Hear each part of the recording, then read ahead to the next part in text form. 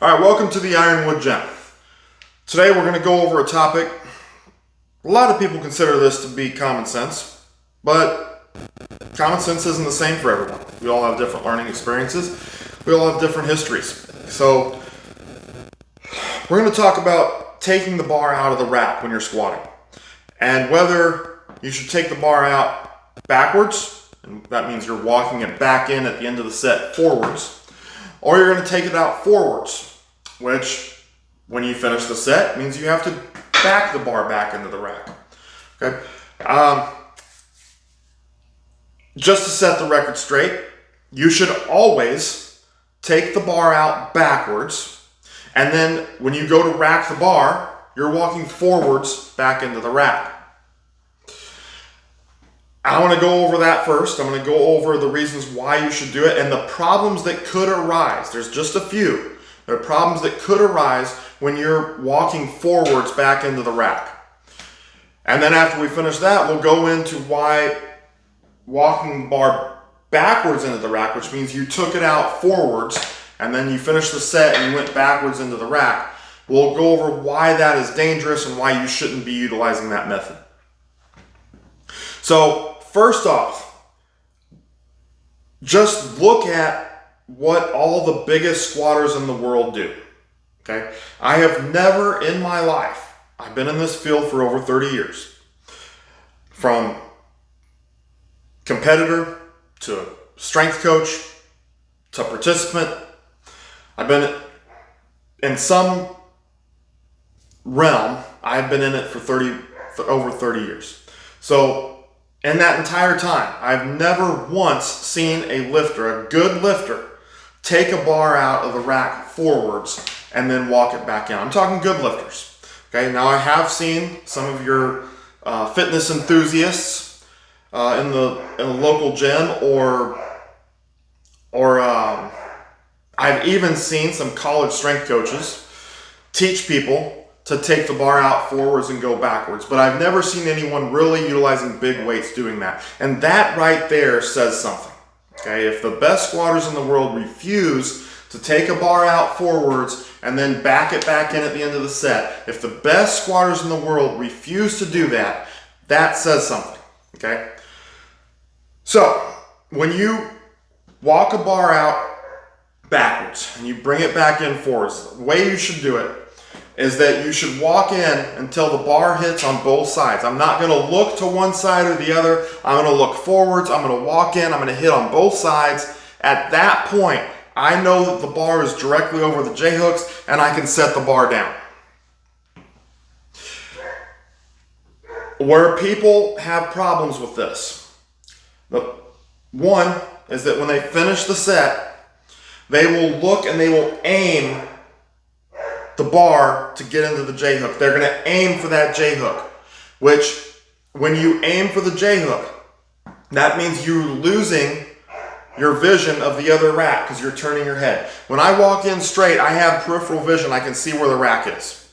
Okay, it may not be perfect, but I've got an idea of exactly where that rack is and when I am going to make contact. If I look to one side, I can no longer see this other J-hook. And I'm aiming here, and I don't know what's going to happen with this side.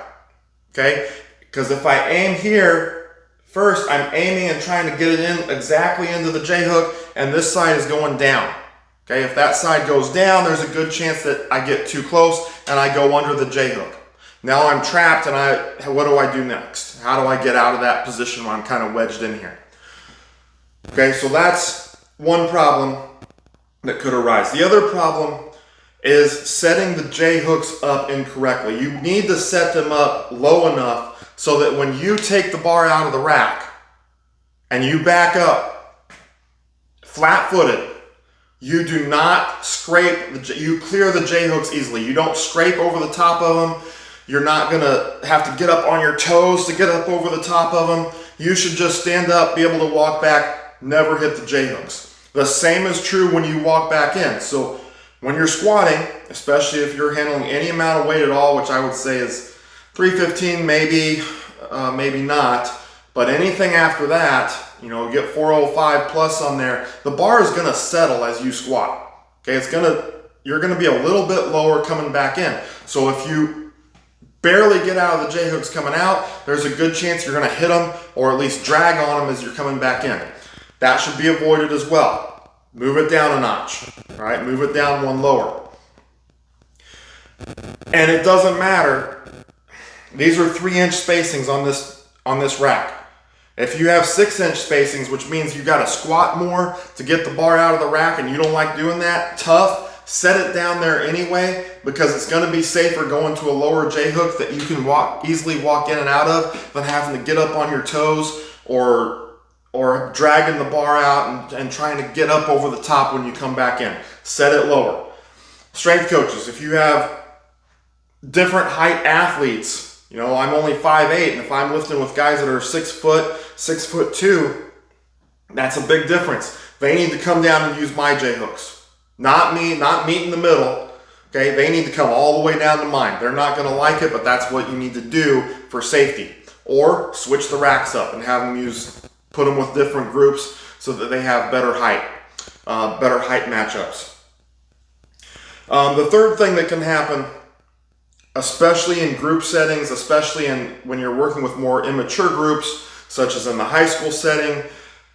I'm not saying all high school athletes are immature, but you have to control them because they can get out of control sometimes, and they're looking over here jacking around with someone else, or someone's jacking around with them and they're looking over there laughing or whatever, and they're not paying attention.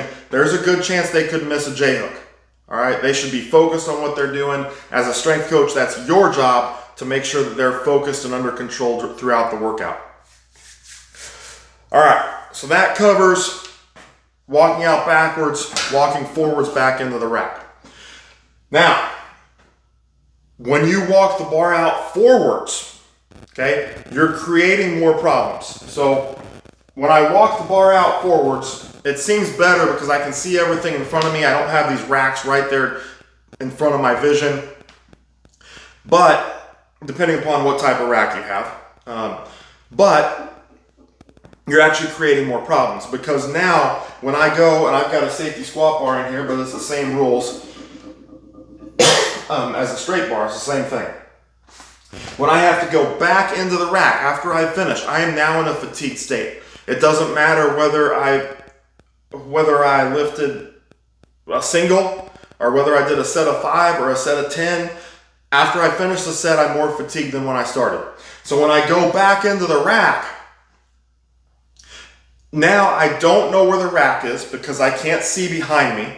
Okay, my peripheral vision will not pick it up like it does when I'm coming forwards. It is completely behind me. I don't know where the rack is. So in a fatigued state, I'm gonna have to turn and look, which you never wanna do. Okay, the same thing, I just explained that. When you're walking forwards, you don't want to turn your head and aim for a J-hook. It's the same thing going backwards.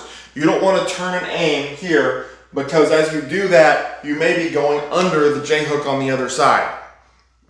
Number 2, now your spine is loaded, okay, and you are twisting your head, which is putting excess pressure on your cervical spine, your thoracic spine, and quite possibly even your lumbar spine, depending upon how much you're rotating.